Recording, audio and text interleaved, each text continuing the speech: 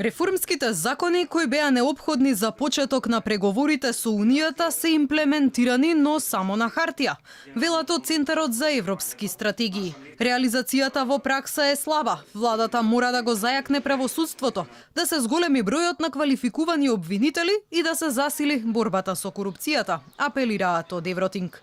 Тоа е се уште на првично ниво во однос на воспоставување на институционална и правна рамка. Например, ќе ги земам како пример реформата на безбедност на разузнавачките служби. Видовме дека неодамна се усвои законот за Агенцијата за национална безбедност, законот за координација на разузнавачките служби, меѓутоа допрва ќе треба да покажеме како ќе се спроведе тоа во практиката. Многу ќе биде важно да се обезбедат неопходните ресурси, односно не е доволно да се формират самите тела, туку како тие ќе работат, кои луѓе ќе работат внатре.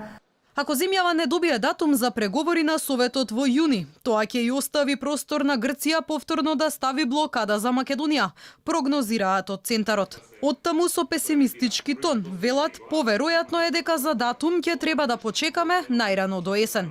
Според нив условите се исполнети, но тешко ќе се надмине скептицизмот кон проширувањето кој го имаат големите западни сили. Во предизборната реторика Мицотакис, кој што најверојатно ќе стане премиер, имајќи ги на изборите од резултатите од европските избори во Грција. Во Грција ќе има наскоро избори до крајот на следниот месец.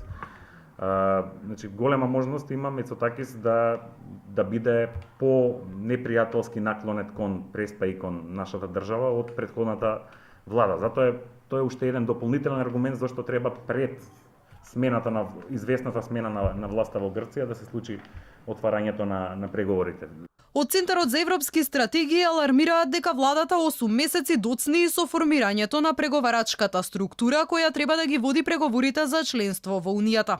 Оттаму уште пред 2 месеци апелираа дека составот на работните групи требаше да биде познат до октомври минатата година, но и денес велат се уште не е објавен официјалниот преговарачки тим. Инаку во извештајот кој пред 2 дена го објави Европската комисија, земјава доби низа забелешки, посебно во делот на владење на правото и борбата со корупцијата. Од Унијата бараат поголема отчетност на јавната администрација и нејзина деполитизација, враќање на довербата во правосудството, а за корупцијата се посочува дека таа е широко распространета на многу нивоа и останува причина за загриженост.